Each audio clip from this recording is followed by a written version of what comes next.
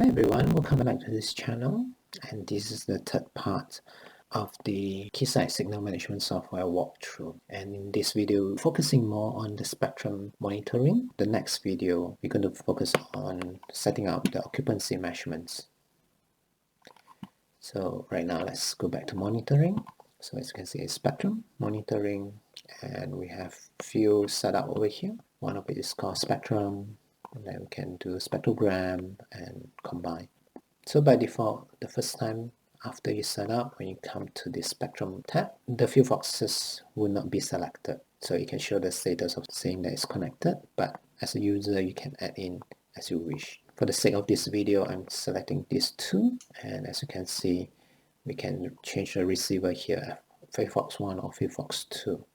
Let's set our spectrum to center frequency at 420 with a span of 40 meg. So that start from 400 meg to 440 meg. And if I click update, it will only update at FieldFox 01. And I can choose to update all my receiver. Let's update FieldFox 01, and then let's click start. So what it's doing is it will trigger the FieldFox to change to a spectrum analyzer mode, SA mode, and then set the frequency as what you have keyed in over here. So you can see there are two traces here because both of these FieldFoxes are selected. Just to mess up this thing, let's try changing this FieldFox 1 to 220. So you're going to see something different.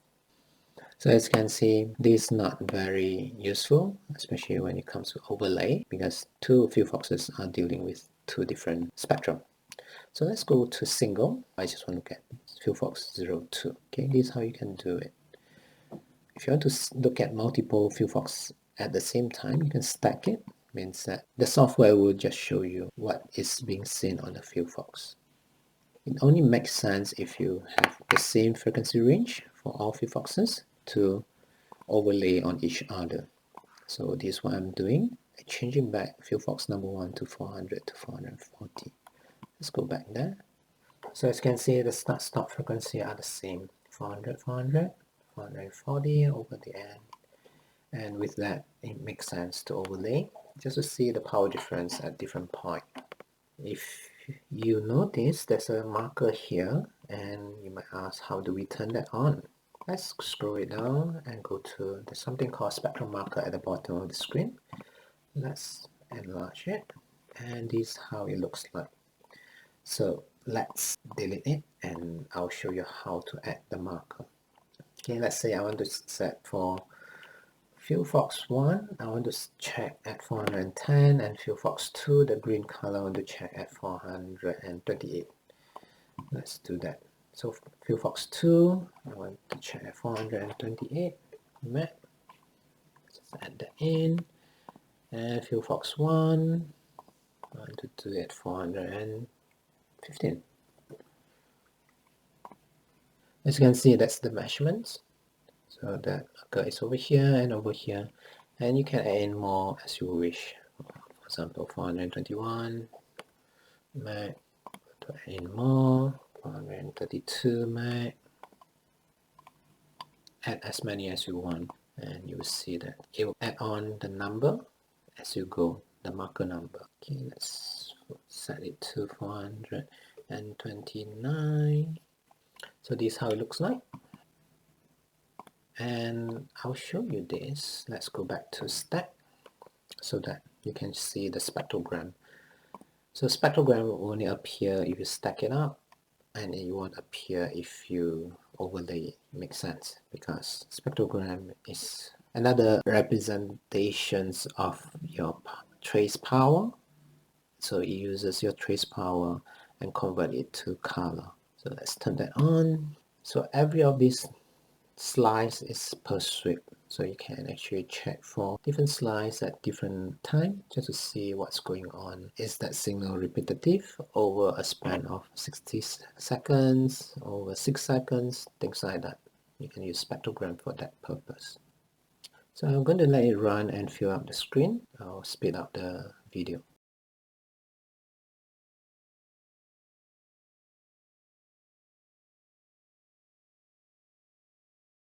I think I'll stop here. Let's pause it for now. Let's see if you change this, the range, you're able to alter the color scheme so that you can see a much more contrast. Same here.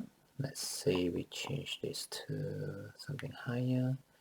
You can see that it's much more highlighted as you limit down the range. Okay, one more thing I want to show you is when you have a single, like for example, I'm looking at FieldFox number 1, you can have the spectrogram, you can have a spectrum, and also the histogram of the power, the cumulative results display on the same screen. So I'm going to show you here, cross-domain. This is the spectrogram, this is the spectrum, and down here is the histogram. And again, it needs to accumulate the data so that it will show you on the histogram part.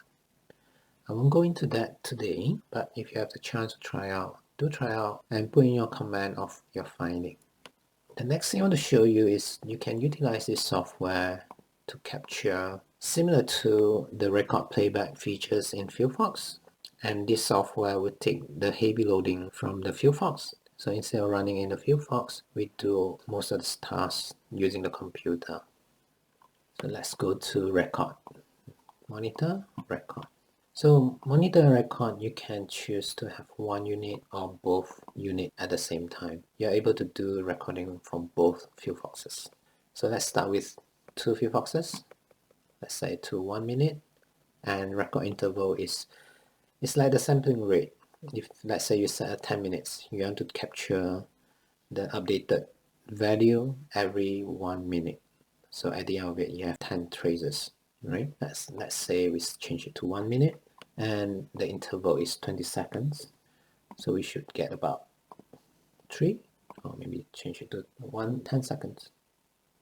Then make sure that limit trigger is not on for both, because if either one has it and if it doesn't meet the criteria, you are not recording the trace as you wish. Let's go with this one first, then we talk about limit trigger after this. So this is what I want to see, 400 to 440, and once I'm happy with all the setup, I start recording. So I'm going to speed up the video. I'm going to explain more at the end of the video.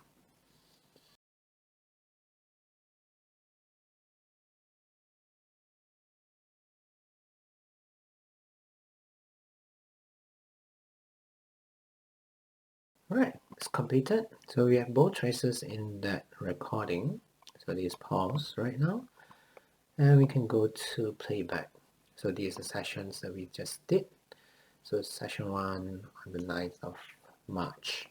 So as you can see, we have 7. So we start from 0 seconds and get to the last 60 seconds. And this is where you can play back, but you only run one round. It's not like FieldFox, it continuously loop.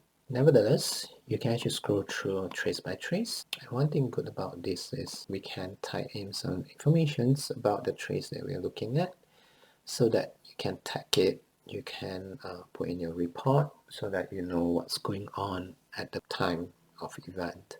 For example, at trace 3, you can say that there's a spike at close to -70. So once you click update, it will save this comment to this trace. And if you move on to another trace, it will disappear. Okay, and then when you scroll back to trace 3, it has been recorded. You can add in the spectrum markers as you wish. For example, we set it to 428 meg, and that is for FieldFox 1, and then we want to add in another one for FieldFox 2, 428 or so. So you can do that. Okay, and as you scroll it through, your markers still stay at the same place so that you can see what's the power at the moment. So let's go back to record. If you just want to record from one FieldFox, you can just remove one, and then you can start the same thing. Alright, that's it for this video. The next video we're going to talk about occupancy, how we set up, how we record, how can we utilize this software. Thanks for watching.